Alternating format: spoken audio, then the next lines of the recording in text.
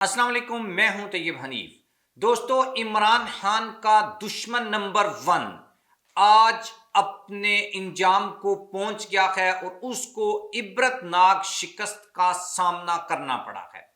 اب تو وہ میدان چھوڑ کر بھی بھاگ رہا ہے۔ کل تک جو یہ دعوے کرتا تھا کہ بھائی عمران خان کو میں نے وزیر اعظم بنایا ہے، جو کل تک یہ کہتا تھا کہ 2 صوبوں میں عمران خان کی حکومت میں نے بنوائی ہے، آج وہ اپنے جوتے چھوڑ کر ایسے بھاگا ہے جیسے مطلب کہ میں پھر وہ اگزامپل نہیں آپ کو دینا چاہتا۔ بیسیکلی آج جو کچھ ہوا ہے، یا جن لوگوں کے وہم و گمان میں بڑے بڑے جو ہیں وہ یعنی کہ جنہوں نے بڑے بڑے بول بولے تھے، جو یہ کہتے تھے کہ بھائی ہم نے ہی پاکستان کو تھام کے رکھا ہوا ہے، ہمارے بغیر جو ہے وہ خان کچھ بھی نہیں ہے، نتھنگ۔ آج دیکھیں ان کے ساتھ کیا ہوا ہے، اور بین الاقوامی میڈیا اب عمران خان کو کس طریقے سے ہیرو بنا کر پیش کر رہا ہے، اور دوسری طرف ان کا یہ حال ہے کہ بھائی وزیر بھی نہیں بن سکتے، نیشنل اسمبلی کے ممبر بھی نہیں بن سکتے، پروونشل اسمبلی کے ممبر بھی نہیں بن سکتے۔ یہ ان کی حالت ہے۔ کچھ بڑی ڈیولپمنٹس ہیں، اور ایک ایسی خبر ہے جس کو میڈیا کے اوپر چلانے کے اوپر پابندی لگا دی گئی ہے کہ بھائی آپ سب کچھ کر سکتے ہیں، لیکن یہ خبر آپ میڈیا کے اوپر نہیں چلا سکتے، اور ہم اپنے یوٹیوب کے چینل کے اوپر آپ کو وہ خبر دکھانے بھی جا رہے ہیں، بتانے بھی جا رہے ہیں، اور کس نے منع کیا ہے یہ بھی آپ کو بتانے جا رہے ہیں۔ آپ ہمارے چینل کو سبسکرائب کر لیں، بیل آئیکن کو پریس کر لیں۔ جو لوگ ہمیں فیس بک کے اوپر دیکھتے ہیں، ویڈیو کو لائک اور شیئر ضرور کریں، اور وہ لوگ سامنے آئیں جو اسپیشلی کسی ایسے حلقے سے بلانگ کرتے ہیں جہاں پر دھاندلی ہوئی اور نتائج کو یکسر تبدیل کر دیا گیا۔ سب سے پہلے جو چیز آپ کے سامنے رکھنی ہے وہ یہ کہ بھائی بلا ہو الیکشن 2024 کا، جس نے مفاد پرستوں کو، جس نے لوٹوں کو،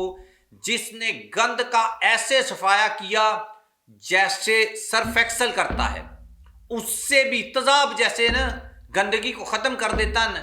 بالکل اسی طریقے سے بڑے بڑے برج، بڑے بڑے لوٹے، بڑے بڑے لیڈر جو یہ دعوے کرتے نظر آتے تھے، پارٹیوں کے سربراہ اپنی پروونشل اسمبلی کی سیٹیں تک نہ جیت سکے۔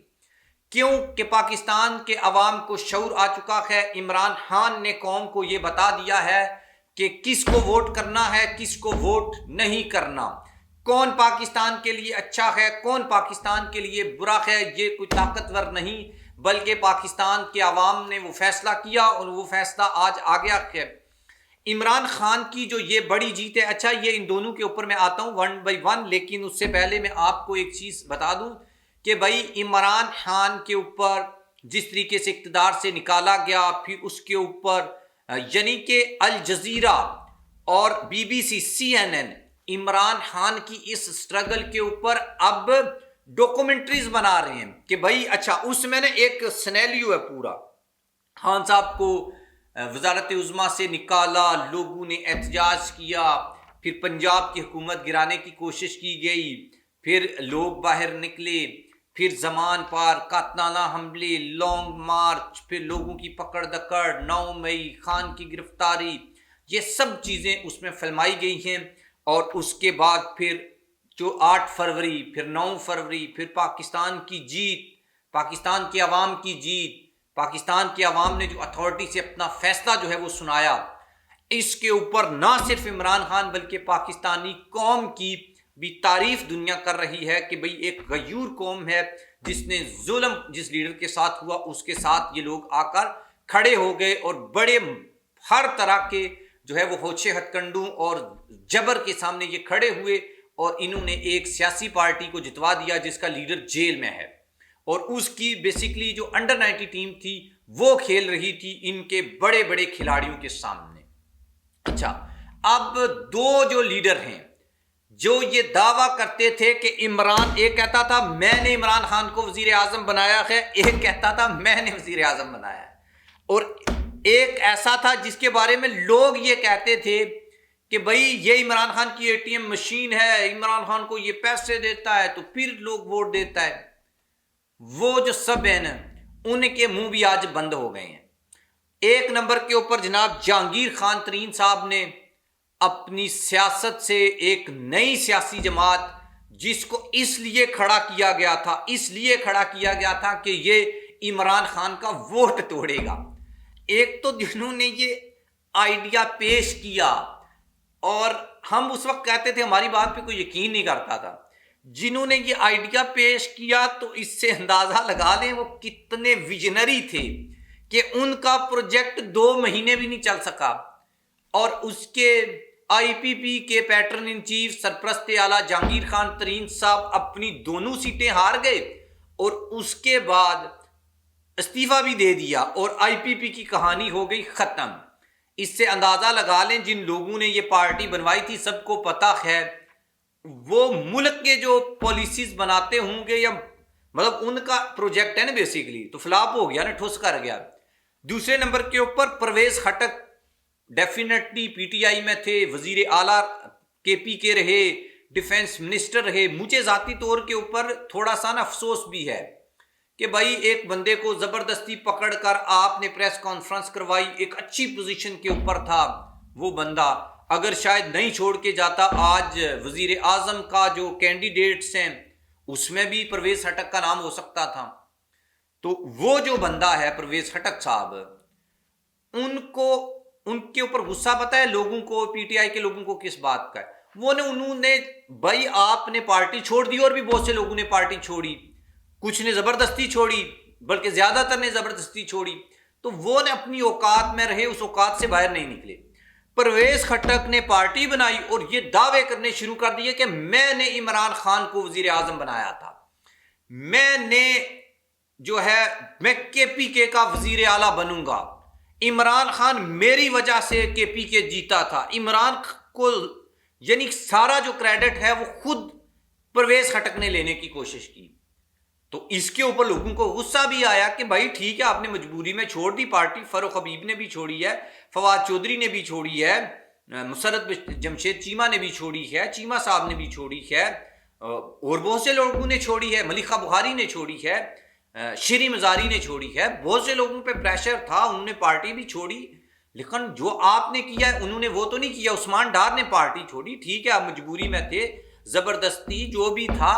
آپ خاموشی سے بیٹھتے، کم از کم یہ کام تو نہ کرتے جو آپ نے کام کیا ہے، تو اس لیے آج آپ کے اوپر کرٹیسزم ہو رہا ہے۔ تو بھائی جناب پرویز خٹک صاحب اپنی سیٹ بھی ہار گئے، اور آپ اپنا جو بیٹے ہیں وہ دونوں سیٹیں بھی ہار گئے۔ بزدار صاحب جو چیف منسٹر، جس کو خان نے چیف منسٹر پنجاب لگایا تھا سب لوگوں کی مخالفت کے بعد بھی، وہ بھی پارٹی چھوڑ گیا۔ اور ادھر محمود علی خان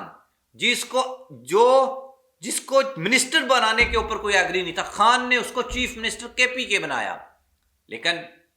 خان کے ساتھ بے وفائی کی اور اس کا انجام آج دیکھ لیا آپ نے۔